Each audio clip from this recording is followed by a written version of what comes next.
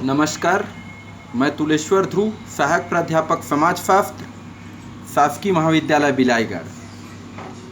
साथियों, आज हम बीए फाइनल ईयर के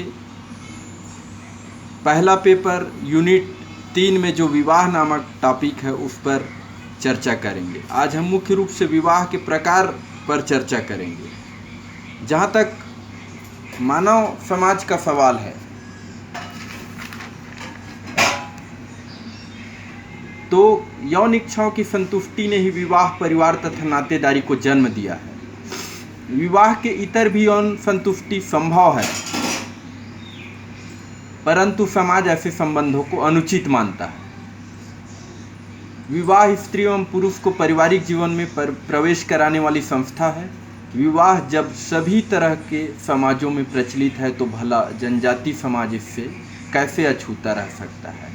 तो वहाँ भी विवाह का प्रचलन मिलता है, भले ही उसका स्वरूप और तरीके अन्य समाजों से भिन्न हो सकते हैं। जिस प्रकार हिंदू धर्म ग्रंथों में हिंदुओं के 8 प्रकार के विवाह को मान्यता प्रदान की गई है, मुस्लिम धर्म ग्रंथों में मुस्लिमों के 4 प्रकार के विवाह को मान्यता प्रदान की गई है, ईसाइयों में विवाह के 2 प्रकार को मान्यता प्रदान की गई है। उसी तरह से जनजातियों में भी विवाह के 8 स्वरूपों को मान्यता प्रदान की गई है। तो ये जो 8 स्वरूप हम देखेंगे, 8 प्रकार देखेंगे जनजातियों में, उसका विशिष्ट स्वरूप है वो जो केवल जनजाति समाज में ही हमें देखने को मिलेगा।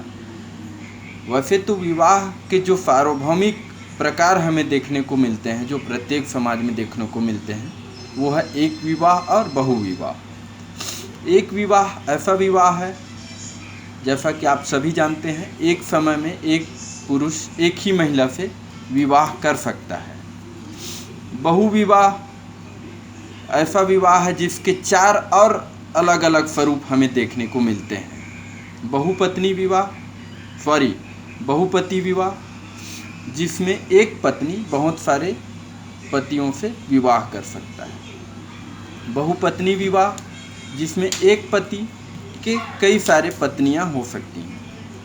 द्विपत्नी विवाह, जिसमें एक पति 2 स्त्रियों से विवाह कर सकता है। और समूह विवाह, जिसमें एक पुरुषों का समूह दूसरी महिलाओं के समूह से विवाह कर सकता है। ये जो है विवाह के सामान्य स्वरूप हैं जो हमें सभी समाजों में देखने को मिल जाते हैं।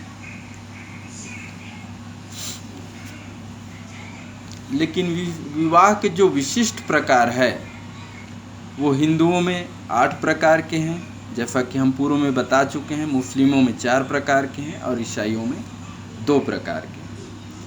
आज हम जिस विषय पर चर्चा करने जा रहे हैं वो है जनजातियों में विवाह के प्रकार। जनजातियों में मुख्य रूप से 8 तरह के विवाह को मानव शास्त्रियों और समाज शास्त्रियों द्वारा बताया गया है, जो जनजाति, खासकर भारत के जो जनजाति समाज है उसमें देखने को मिलते हैं। तो जनजातियों में जो पहला है वो है परीक्षा विवाह, जिसको हम टेस्ट मैरिज भी कह सकते हैं। यह मुख्यतः भील और नागा जनजातियों में होता है। भील में इसे गोल गधेड़ों के नाम से भी जाना जाता है। इस प्रकार के विवाह में पुरुष के साहस और शौर्य की परीक्षा ली जाती है। परीक्षा पास करने के बाद अपनी पसंद की लड़की से शादी करने की अनुमति मिल जाती है। दूसरा हम देखते हैं परिवीक्षा विवाह, प्रोविजनरी मैरिज कहते हैं। ये कुकी जनजाति में प्रचलित है।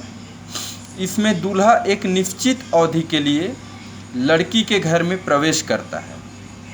इस अवधि के दौरान वे एक दूसरे की क्षमता और समझ की जांच परीक्षण करते हैं। यदि वे एक दूसरे से संतुष्ट हो जाते हैं तो शादी समारोह की व्यवस्था करते हैं, अन्यथा कुछ मुआवजा देकर लड़की को घर छोड़ देते हैं। तीसरा हम देखते हैं हरण विवाह। तीसरा हरण विवाह है। सामान्यतः सभी जनजाति में प्रचलित है, पर मुख्य रूप से नागा, गारो और भील में पाया जाता है। इसमें लड़के को लड़की में दिलचस्पी होने पर अपने परिवार के सदस्यों की मदद से लड़का लड़की को जबरदस्ती अपने घर ले आता है और उससे शादी कर लेता है। चौथा विवाह देखते हैं हठ विवाह। इसे बिरहोर जनजाति में अनादर, कमार में पैठू, उरांव एवं संथाल में निर्बोलिन कहते हैं। इसमें लड़की अपने प्रेमी के घर में सभी अपमान और क्रूरता को सहते हुए जबरन रहने लगती है। लड़का उसके साथ शादी के लिए सामाजिक रूप से मजबूर हो जाता है और विवाह कर लेता है। पांचवा हम देखते हैं सेवा विवाह। गोंड, बैगा, बिरहोर और हो जनजातियों में प्रचलित है। शादी से पूर्व युवक अपने भावी सास ससुर का सेवा करता है। यदि लड़की के माता पिता युवक की सेवा से संतुष्ट हो जाते हैं तो अपनी बेटी को उसे विवाह करा देते हैं। छठवा है सहपलायन विवाह। हो जनजाति में इसे राजी खुशी और भील जनजाति में भगोरिया कहते हैं। इसमें युवक युवती अपने माता पिता की मर्जी के विरुद्ध आपसी सहमति से विवाह कर लेते हैं। सातवां है क्रय विवाह। संथाल, हो, उरांव, गोंड, बैगा जनजातियों में यह विवाह प्रचलित है। यहाँ नगद धन, दुल्हन की कीमत या क्षतिपूर्ति का भुगतान दुल्हन पक्ष को दूल्हा पक्ष द्वारा किया जाता है। इस धन को समाज में उसकी प्रतिष्ठा के लिए महिलाओं का धन माना जाता है। आठवां और अंतिम तरह का विवाह है विनिमय विवाह। ऐसे विवाह खासी जनजाति को छोड़कर प्रायः सभी जनजातियों में प्रचलित है। इसमें दो परिवार आपस में बहन या बेटी का लेन देन करते हैं। दोनों पक्ष दुल्हन की कीमत व दहेज से बचते हैं।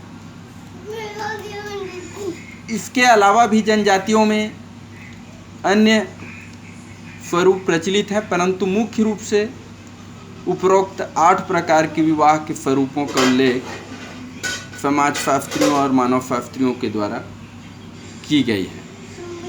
धन्यवाद।